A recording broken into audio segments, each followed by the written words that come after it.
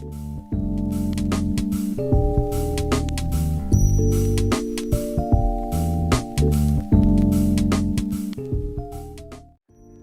¿qué tal? Bienvenido a Oveja Rara Podcast. Yo soy Isaí Colín y en este espacio vamos a estar hablando de cosas increíbles de la vida, así como liderazgo, identidad, fe, música, crecimiento, entre muchos otros temas. Así que prepárate y disfruta con nosotros el siguiente episodio, Oveja Rara Podcast. Queridas ovejas raras, bueno, bienvenidos a un episodio más de esta tercera temporada. Y bueno, hoy, después de muchos años, vuelvo a tener la oportunidad, el privilegio de platicar, charlar con un amigo mío. Y la plática de hoy y las próximas dos, espero que funcione como lo estoy planeando, tiene que ver con los hijos de pastor. Así que si conoces a un hijo de pastor, mándale este episodio, este podcast, porque creemos que puede servir para desahogar, pero también para sanar algunas cosas. Y bueno, le damos la bienvenida a Edgar Tarango, mejor conocido en el mundo bajo como Ed Freeman. Bienvenido, amigo. Muchas gracias, amigo. Un gustazo estar aquí y que compartas conmigo, que me invites a compartir este espacio. Pues miren, vamos a decir algunos factos de la perspectiva que tenemos a veces los hijos de pastor, que no muchos se atreven. Y no como una especie, creo que de veneno, sino más bien como realidades que a veces vivimos. Y que las vivimos no porque lo decidimos, sino que a veces, y creo que en tu caso y el mío, un sistema de religiosidad muy cañón nos orilló a tener que padecer cosas que no teníamos. Claro, nos puso en ese lugar, ¿no? Así es. Entonces, bueno, no sé cuántos de ustedes conocen a hijos de pastor. Yo crecí, amigo, no sé a ti si te pasó lo mismo. Y no sé si hoy en día sigue el mismo fenómeno, no he tenido la oportunidad de darme cuenta. Pero yo crecí con el estigma de hijo de pastor. Lo peor. Lo peor. y entre tantas cosas, porque si ustedes no lo saben, los hijos de pastor a veces recibimos responsabilidades que no pedimos. Claro. Y yo te puedo mencionar una, que es la más general, y si quieres ahorita tú mencionas un par más, ¿no? Pues el hijo del pastor tiene que ser el mini pastor. No sé en tu caso, si tengas otro estigma. El hijo de pastor tiene que ser perfecto. Sí, claro, ¿no? ¿Te tocó dormir en las bancas de la iglesia esperando a que tu papá terminara de dar consejería, por ejemplo? No, porque cuando mi papá se quedaba en ese tipo de situaciones, yo ya estaba, por ejemplo, más grande, ¿no? Yo ya tenía 16, 17 años. Ya. Bueno, realmente te puedo decir que mi papá empezó a ejercer el pastorado cuando yo tenía 15 años. Okay. Sin embargo, yo no iba a las reuniones, yo andaba en otros rollos. Y cuando yo me metí de lleno, pues yo ya tenía 20 años. Entonces ya no me tocó eso, pero sí me tocó parte de la ausencia, ¿no? De ese papá ausente, porque siempre estaba ahí, siempre metido. Claro. Dicho sea de paso, no hace mucho que hubo como un auge donde los pastores o algunos pastores, no sé si son muchos o pocos, sí le empezaron a dar prioridad a su familia, a su casa y después a la iglesia. Pero en una buena temporada, o sea, la obra era primero, no importa si descuidabas a tu esposa, si descuidabas a tus hijos, la obra era primero, ¿no? Y realmente esa ausencia, yo creo que no nada más tú o yo creo que muchos hijos de pastores pudieron sentirse con un pastor en la casa y sin papá. Sí, definitivamente. Pudiéramos encontrar pros y contras, creo, ¿no? Pero sí, yo también crecí con un pastor en casa y papá era presente solamente de vez en cuando, ¿no? Eso al paso del tiempo creo que ha ido cambiando en algunas zonas, ¿no? ¿Qué sería tu experiencia así que dices, híjole, o sea, yo hubiese preferido que mi papá hubiera sido mi papá en este momento en lugar del pastor? Pues fíjate, quiero comentar que evidentemente, como lo mencionas, hay partes en las que te sientes solo como hijo porque en ocasiones cuando mi papá estaba en la casa estaba ausente porque siempre estaba leyendo la Biblia, haciendo estudios, preparando predicaciones, o sea que estaba, pero era como si no estuviera porque estaba bien metido en cuerpo y alma en lo que estaba preparando, y cuando no estaba en la casa, estaba en la reunión y al final de cuentas pues era lo mismo ahí, ni siquiera estaba presente en cuerpo, ¿no? Es complicado porque estaba muy arraigado lo que mencionabas hace un rato de la iglesia es primero, la congregación es primero, y te olvidas de esta parte que es importante bueno, en ese momento yo creo que mucha gente de esa época se dedicaba en cuerpo y alma a la congregación, haciendo a un lado esa parte que es una parte importante y fundamental para todo ser humano, la familia, porque tenían esa creencia o estaba esa ideología de que siempre era primero la congregación, claro, y el deber espiritual era primero. Sí, insistimos, ¿no? Y quiero recalcar esto en esta conversación. Al menos yo no tengo nada en contra de mi papá o de mi mamá, los amo. No, claro, por supuesto que no. Entiendo, como lo dijimos a un principio, que ellos actuaron de acuerdo al legalismo y la religiosidad que en su momento ellos aprendieron a... Claro, fue una ideología que se extendió. Se extendió, y creo que es la protesta más bien contra esas ideas, contra esos dogmas, contra ese modelo de ejercer un ministerio, ¿no? de la generación que nos antecede. Porque al final de cuentas, pues es un honor, es un privilegio servir a Dios. Claro, ¿no? por supuesto. Y no tenemos manera de decirle que no a Dios, pero creo que sí hay, hoy en día, al menos en mi caso, ya soy padre y hemos estado en el ministerio. No es por mi papá o por nuestros papás, sino yo sí he rechazado esas ideologías para que mis hijos precisamente no crezcan, híjole, no, mi papá ni me pela ni me pone atención, en lugar de a lo mejor acompañarme a la escuela, está orando por la gente de la iglesia, ¿no? Uh-huh. Pero sí creo que ese modelo, insisto, ese modelo, esa religiosidad en el ministerio lastima demasiado a hijos de pastores, que muchos cuando crecen, hijos de pastores, por eso prefieren mejor apartarse del camino. Ah, claro, y lo vemos muy frecuentemente, ¿no? Lo vemos muy frecuentemente que muchos hijos de pastor, al paso de los años, cuando ya son unos jóvenes, prefieren alejarse porque yo he escuchado, ¿no? Casos en los que dicen, es que a mí la congregación o la iglesia me quitó a mi papá. Sí, claro. Y mucha gente, muchos jóvenes crecen resentidos sin querer saber nada de lo litúrgico, ni de reuniones, ni de cultos, ni de templos, nada que tenga que ver con el rubro del cristianismo, ¿no? Así es.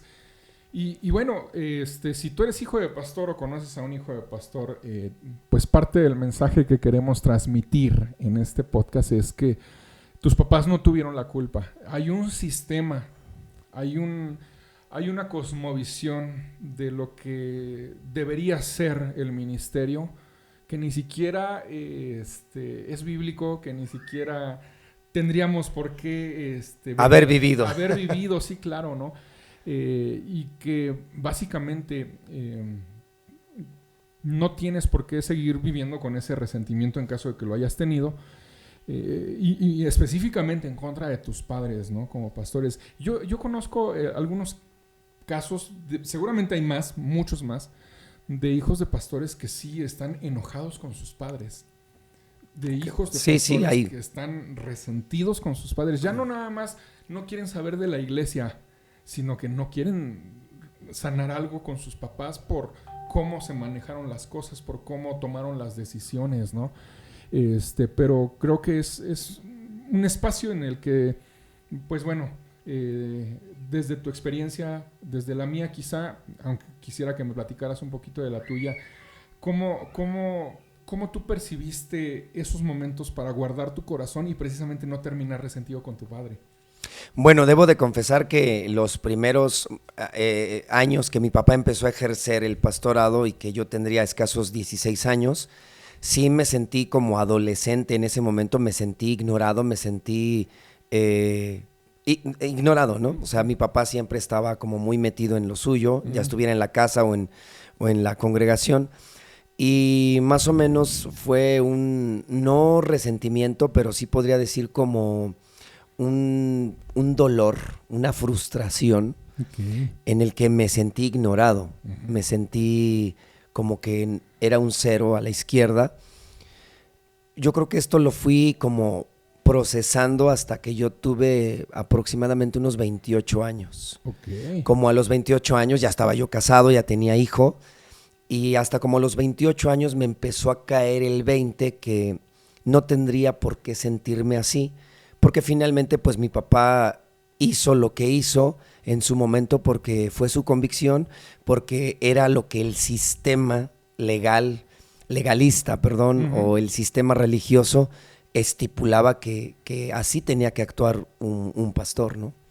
Y entonces empecé a entender que pues él hizo lo que pudo, con lo que tuvo, con los recursos que le llegaron y con lo que en su momento creyó que estaba bien. Y cuando yo tenía esa edad, 28 años, yo entendí que pues tampoco había sido su culpa, ¿no? Bien. Pues lleva tiempo asimilarlo. Procesarlo, sí. Y bueno, creo que esa es una parte importante, el entender que ellos actuaron de acorde a su momento, de acuerdo a sus convicciones. Y bueno, antes de continuar, les invitamos a darle like, a compartirlo, a suscribirse si es posible, échenos la mano ahí.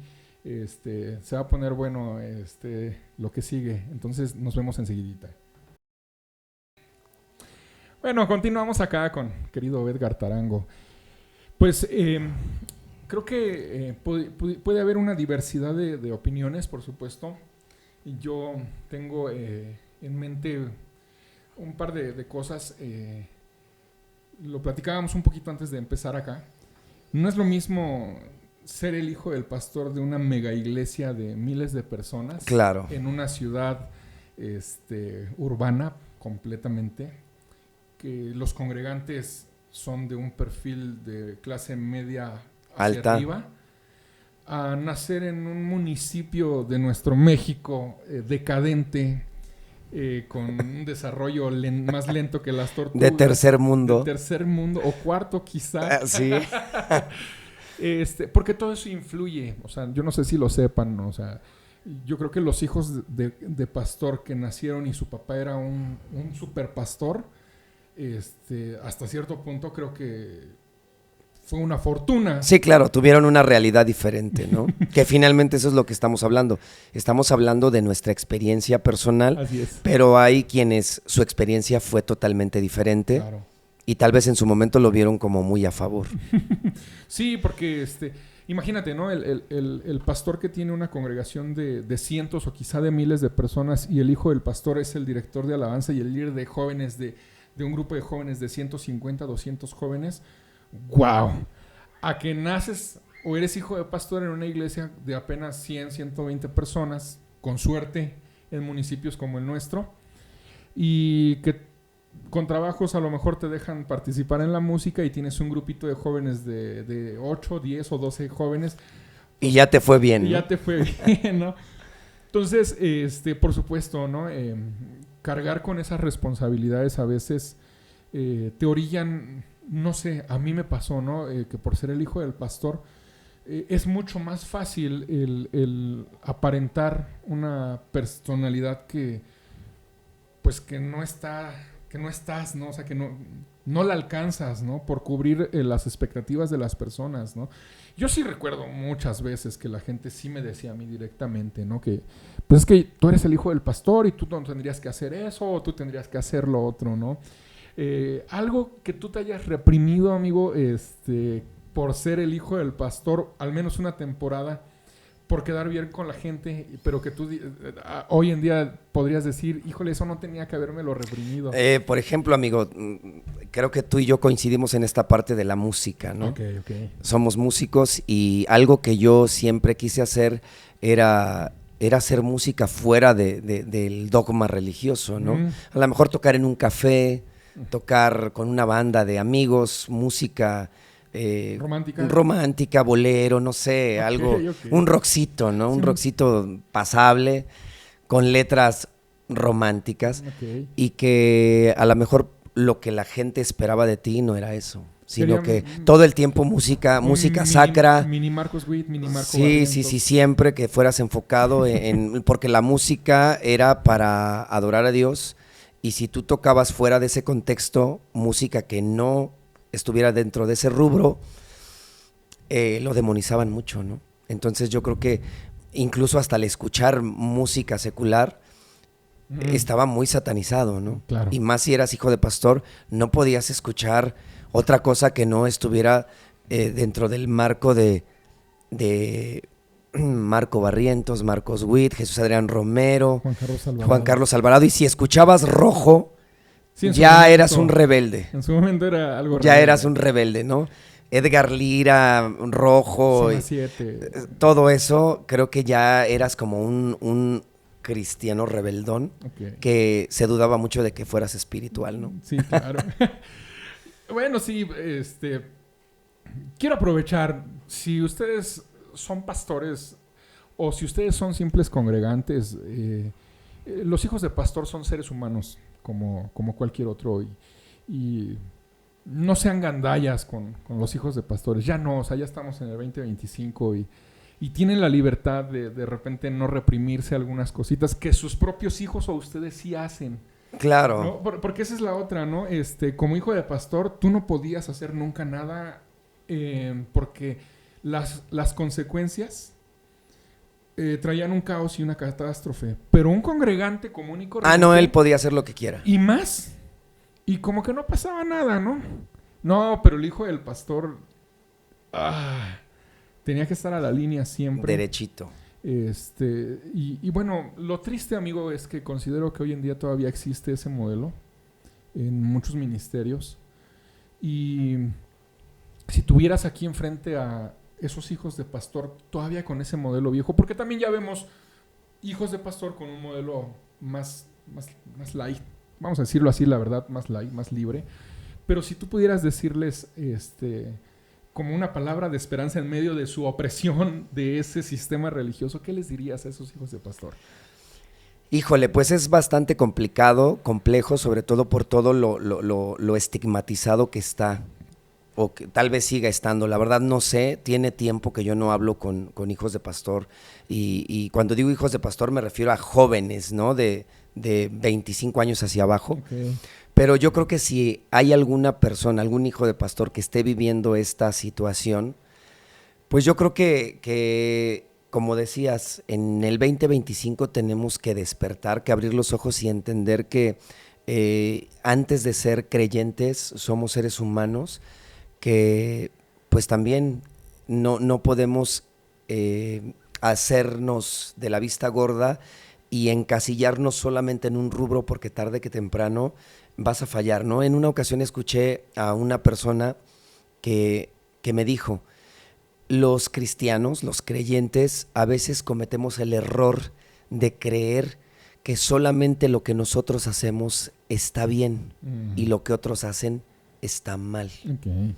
Entonces, partiendo de esa premisa, yo creo que mientras tú creas y te des cuenta que no afectas tu relación con Dios, que no afectas a otros, que no los dañas en ningún sentido, y que a lo mejor lo que tú reprimes sientes que en parte te libera porque te hace ser auténtico, te hace ser una persona libre, creo que si partes de eso, de que no dañas a nadie, de que crees que no te estás corrompiendo,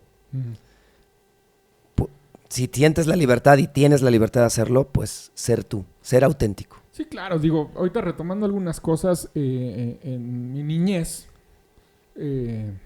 ya no voy a hablar necesariamente de mis padres como pastores, sino del modelo en general, el ministerio, ¿no?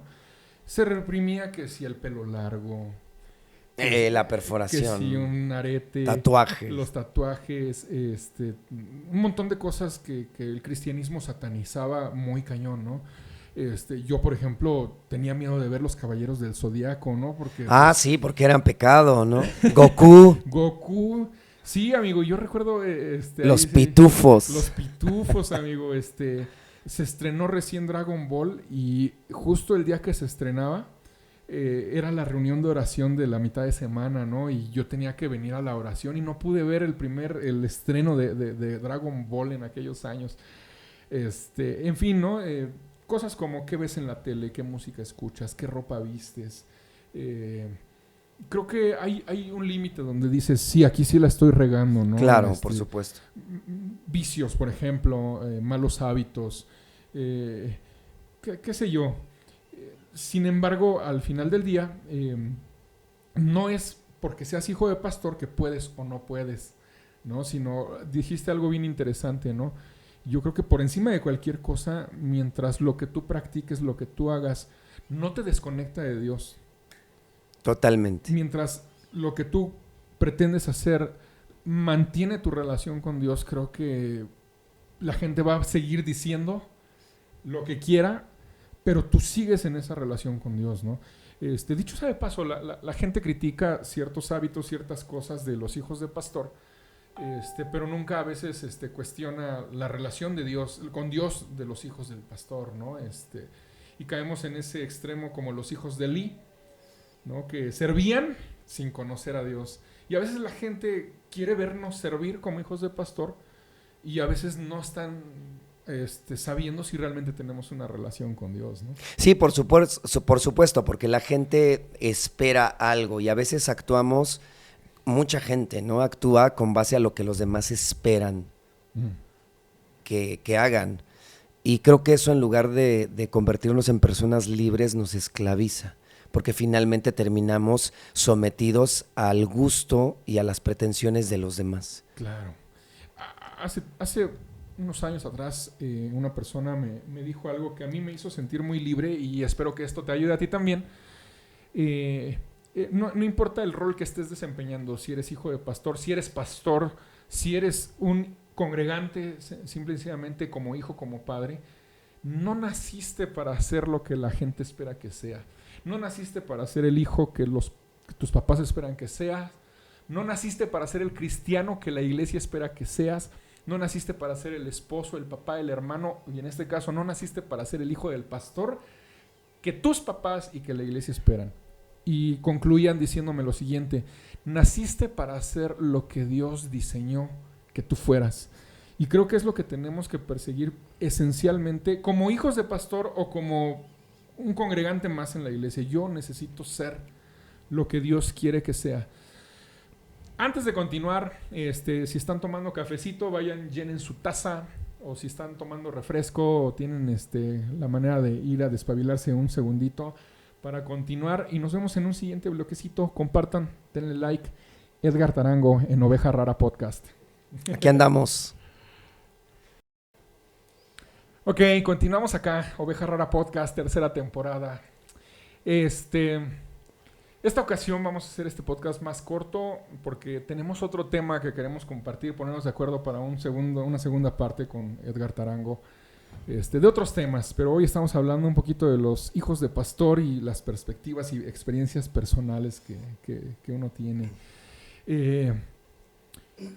Creo que dentro de todo lo malo, algo bueno que me gustaría ir cerrando es que sí tuvimos el privilegio, entre las deficiencias y todo lo que pudiéramos quejarnos de alguna manera, el ejemplo de la fe de nuestros padres, ¿no? Por supuesto. En ese modelo, ¿no? Una fe inquebrantable y una fuerza de siempre para adelante, ¿no? Sí, o sea, creo que eso sí es algo que hay que honrar, amigo, de nuestros padres, de los que crecimos en ese modelo, que si bien es cierto, como dijimos en un principio, pudimos haber crecido una temporada sin la figura paterna como tal, pero la parte del modelo del hombre de Dios, por lo menos en mi caso, amigo, obviamente ningún pastor es perfecto, ningún matrimonio pastoral es perfecto. Claro. Para que lo sepan, porque si idolatran a sus pastores pensando que son la cuarta persona de la Trinidad, están mal. En medio de todo eso, sí, yo sí aprendí de mis padres a agarrarme de Dios, lloviera, tronara, relampagueara. Sí, ¿no? claro. Y ese ejemplo, a lo mejor, no quiero decir que los que no sean pastores no son personas de fe, pero por la responsabilidad del ministerio, amigo, por esa premura de demostrar su fe, se te impregna, ¿no? Desde casa. No sé si a ti desde que tu papá empezó el pastorado, pues también tú dijiste, caray, o sea, sí, no está mi papá, pero tengo un hombre de Dios que me marca el camino, ¿no? Porque muchos pudieran dejar de lado a lo mejor esa parte y solamente centrarse en la queja, ¿no? Que hay que decirla porque es necesario sanar, ¿no? Y que muchos pudieran estar en ese punto del resentimiento. Sin embargo, darle el peso correcto al buen ejemplo que recibimos, ¿no? Y quisiera que me platicaras a lo mejor porque puede haber cientos, quizá, me atrevo a decir miles de experiencias donde tú dices, no manches, mi papá sí se agarraba de Dios bien machín. Lo sé porque en esta temporada X pasó. Sí, bueno, creo que como bien lo mencionas, todos llegamos a un punto de inflexión en cambiar la percepción de esa realidad que ya comentamos que vivimos. Por ejemplo, yo recuerdo que mi papá en algunas ocasiones cuando tuvo problemas económicos, incluso problemas dentro de la congregación, jamás pensó en decir ya no quiero saber nada, voy a olvidarme de esto, como a lo mejor muchos lo hemos sentido, ¿no? En algún punto de quiebre todos hemos tenido la intención, tal vez, como dicen, de abortar la misión, y algo que le aprendí a mi papá es que siempre estuvo ahí, y a pesar de que las cosas se ponían muy difíciles, no tanto en la congregación, sino en casa en cuanto a economía, problemas familiares, etcétera, sí, nunca lo vi retroceder, nunca lo vi querer olvidarse de todo y alejarse totalmente. Siempre en su boca estuvo el Dios sabe por qué hace las cosas. Si esto está pasando es porque algo tengo que aprender. Y una frase, para ya no alargarme tanto, una frase que siempre escuché de él, me dijo, nunca hay que preguntar por qué, sino para qué. Okay. ¿Para qué estoy viviendo esto? ¿Qué tengo que aprender? ¿Qué tengo que analizar y reflexionar? Pero sobre todo, ¿qué tengo que cambiar? Sí, por supuesto. Creo que en tiempos de crisis no es tan urgente salir ya, sino qué tengo que aprender de la crisis antes de salir, porque sería una tragedia que atravieses una crisis y no aprendas nada. Esa es la verdadera tragedia, no la crisis, ¿no? Sino que te vayas sin ninguna lección. Y definitivamente, ¿no? Creo que ese modelo, insisto, quitando la cosmovisión del sistema religioso con el que crecimos, yo creo que se queda la esencia de la fe. De la fortaleza. De la fortaleza, ¿no? O sea, quitando todas esas cosas que no debieron suceder y que no debieron permearse en términos de ministerio, creo que en mi caso sí se queda, yo puedo ver a mis padres hoy como un ejemplo de vida en todas las áreas también, ¿no?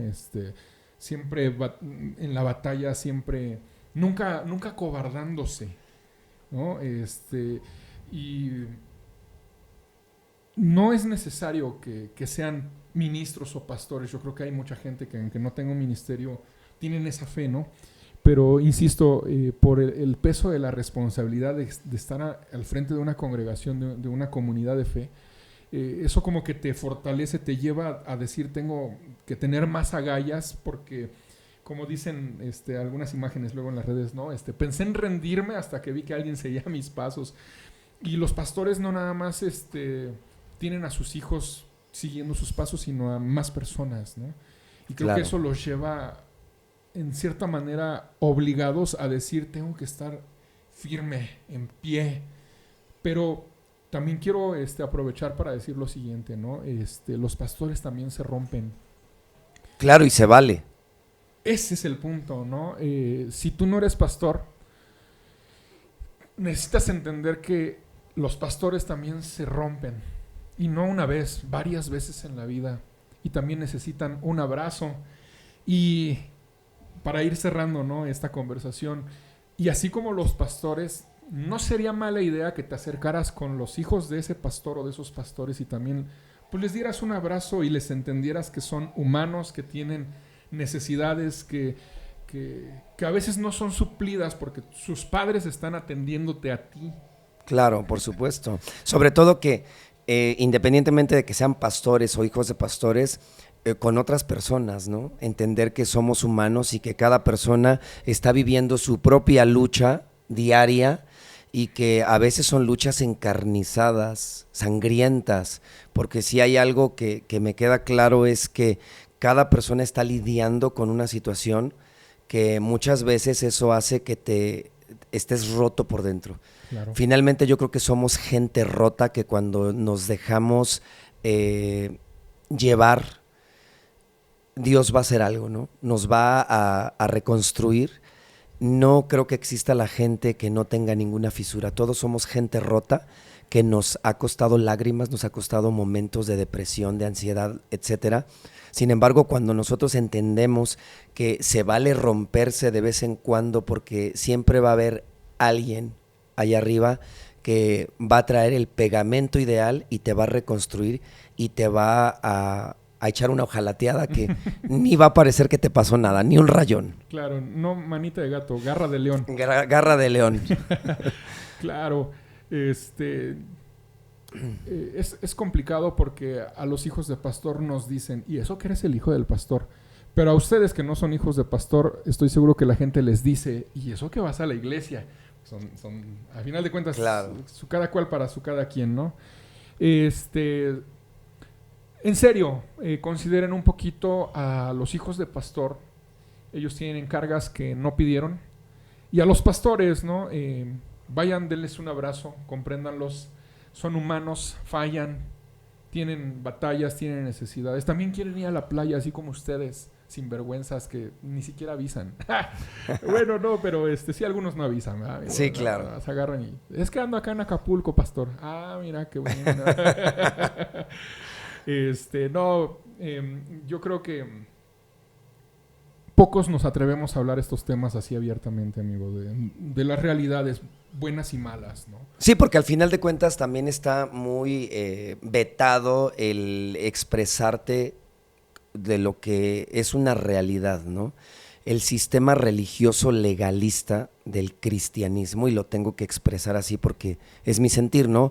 Puede ser que haya alguien que no esté de acuerdo y es respetable, pero estoy expresando en mi sentir.